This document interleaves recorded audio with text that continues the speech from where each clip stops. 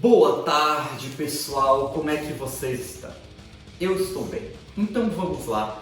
A nossa aula de hoje ela vai falar sobre as regionalizações mundiais. Desta forma, o objetivo geral da nossa aula é compreender as formas de regionalização mundial, desde o passado, séculos atrás, até a nossa regionalização mundial atual. Espero que vocês gostem da aula e tchau, tchau! Então, como eu tinha falado anteriormente, o tema da nossa aula de hoje é a regionalização mundial. Então vamos por parte. Primeiro, regionalização. Professor, regionalização vem do quê? Vem do verbo regionalizar, como está escrito aqui abaixo. E regionalizar, eu vou escrever para vocês o significado disso. Regionalizar é o ato de dividir. Professor, dividir? Dividir o quê? Regionalizar é quando você divide, isso aqui, ó, divide uma área ou espaço, barra, espaço, a partir de critérios estabelecidos.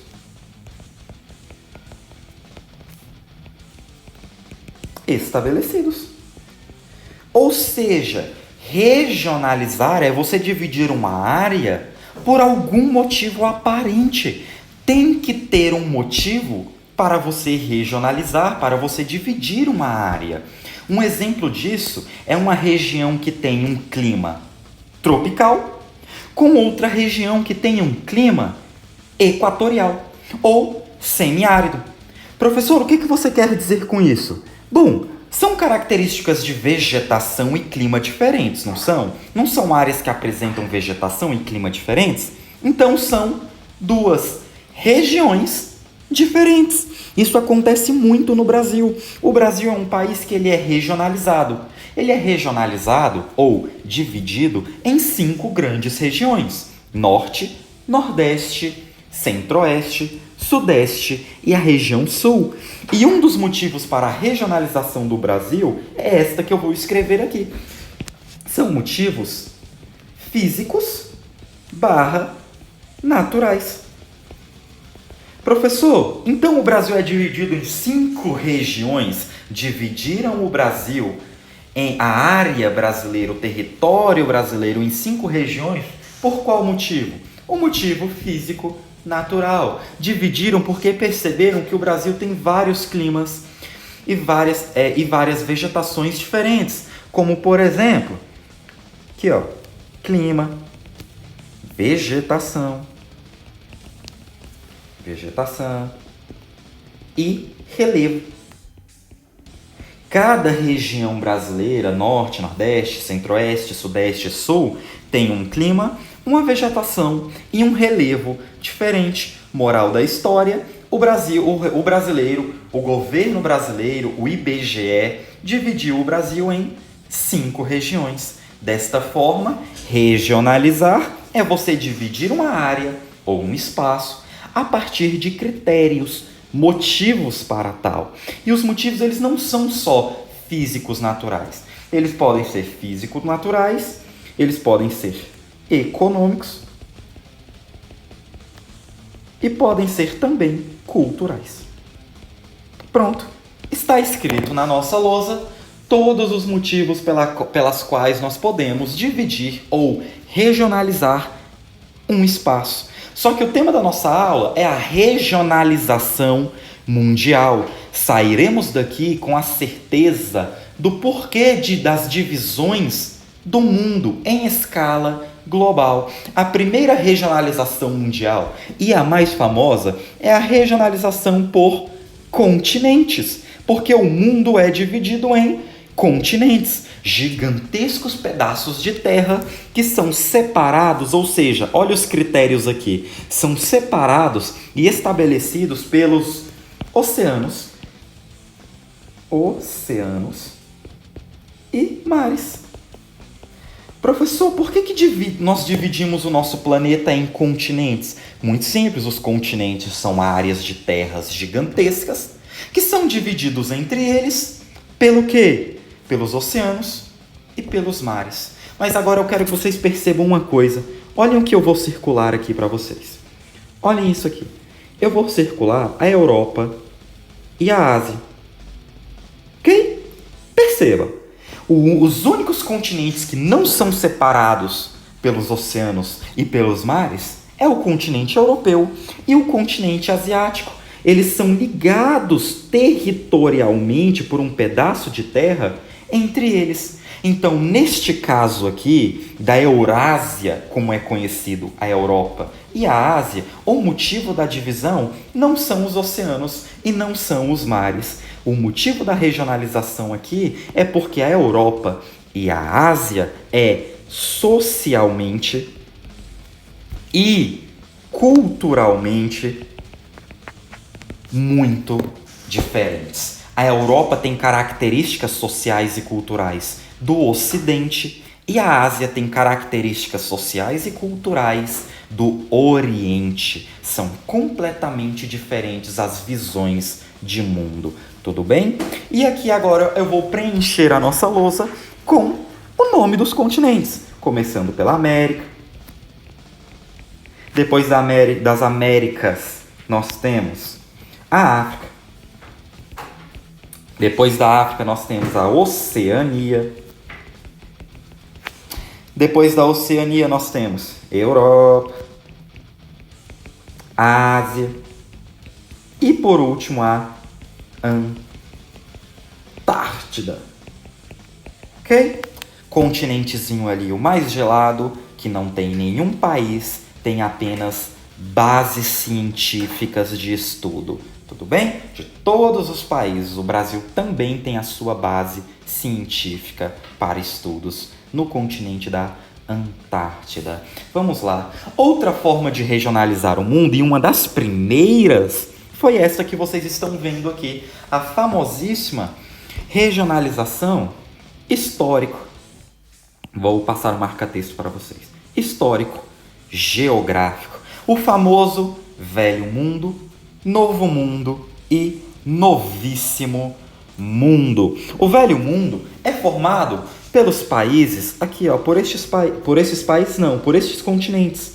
A Europa, a Ásia e a África.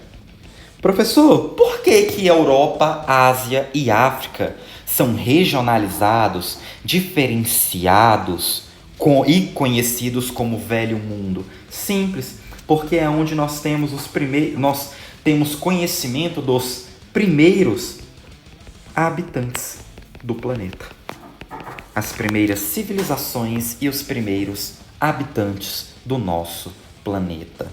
Depois do Velho Mundo, nós temos o Novo Mundo. E o Novo Mundo ele é formado pelo continente das Américas, que está aqui como Novo Mundo porque foi descoberto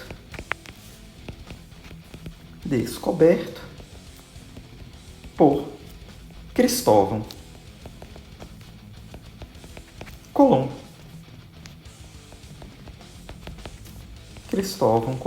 O mundo ali descoberto por Cristóvão Colombo em 1492. Ok? E por último, o Novíssimo Mundo, que é formado pelo continente da Oceania. Ok? E por que, professor, que está aqui como Novíssimo Mundo? Porque foi um dos últimos a serem descobertos. Foram descobertos lá para 1770 pelo explorador inglês chamado de James Cook.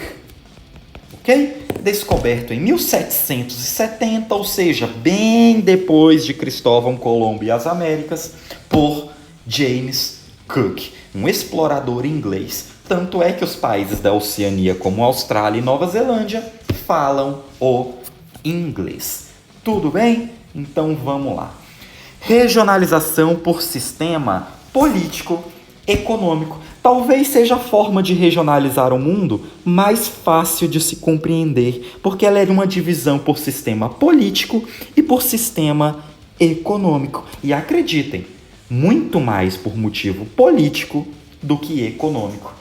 Este é o mundo que nós ficamos conhecendo como o mundo bipolar. Mundo bipolar, ok? Este é o famosíssimo mundo bipolar. E por que bi, que vem de dois? Por que bipolar? Porque é a regionalização onde nós dividimos o mundo por países. Vou colocar da cor igual está no mapa. Países socialistas, países que têm o seu sistema político, social e econômico conhecido como socialistas, e o bloco de países conhecido como países capitalistas. Os países que apresentam o sistema capitalista, ok? Este é o famosíssimo mundo bipolar. E esta regionalização é conhecida como regionalização por sistema político e econômico. Professor, que época da história da humanidade nós estávamos vivendo ou presenciando este momento? É a famosíssima Guerra Fria. O período da Guerra Fria, um período que foi travado aí entre Estados Unidos e União Soviética, de um lado do capitalismo, do outro o socialismo, conhecido como mundo bipolar. Próxima forma de regionalização, regionalização por nível de desenvolvimento econômico. Aqui nós também estávamos presenciando um mundo bipolar, mas não só isso. Aqui nós estávamos presenciando um mundo bipolar e ainda estávamos no período da Guerra Fria.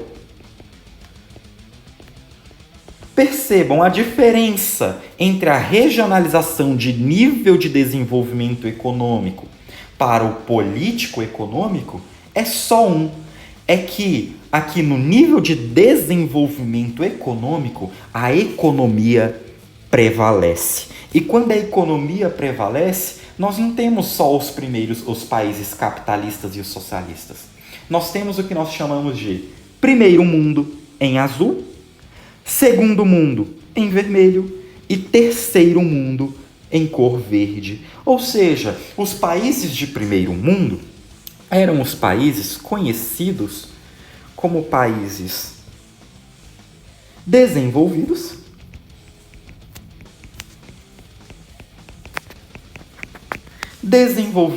mas não só desenvolvidos, não bastava ser desenvolvido. O primeiro mundo eram os países desenvolvidos e de sistema capitalista, ok? Países desenvolvidos e países capitalistas.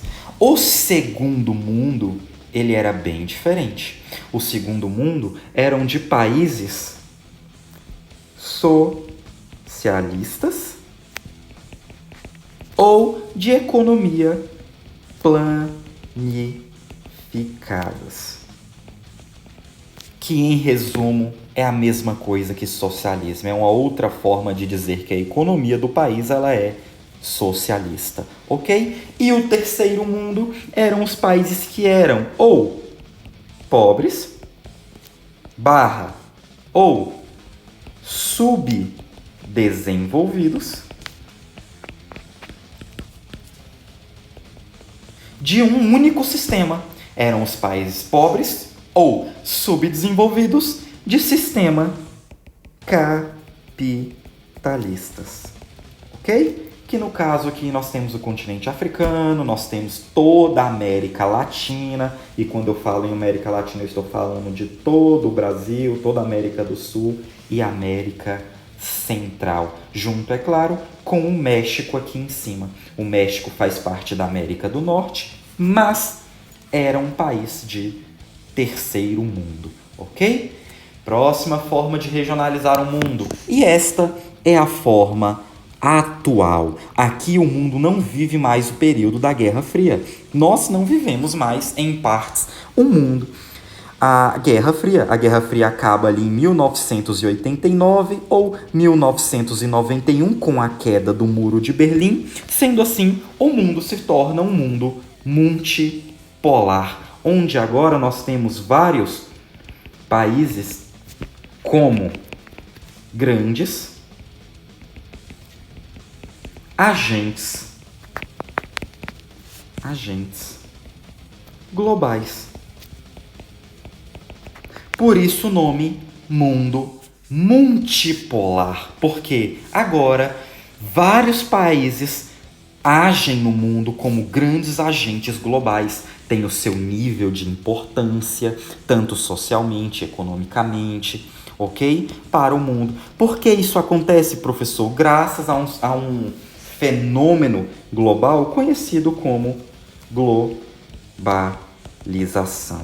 A globalização faz com que países que antes eram considerados pobres, periféricos e sem importância ganhem alguma importância no mundo. Ganhem alguma importância porque são grandes produtores de commodities, ou seja, de produtos de baixo valor agregado, ou são porque grandes produtores de carne bovina, são grandes produtores de soja, são grandes países agrícolas, o Brasil neste caso se encaixa aí, são países como a Índia com grande mão de obra, são um grupo de países conhecido como tigres asiáticos, ou seja, países tecnologicamente muito desenvolvidos, ou seja, o mundo hoje ele vive uma regionalização conhecida como mundo multipolar, onde os países encontram a sua importância, não mais só Estados Unidos,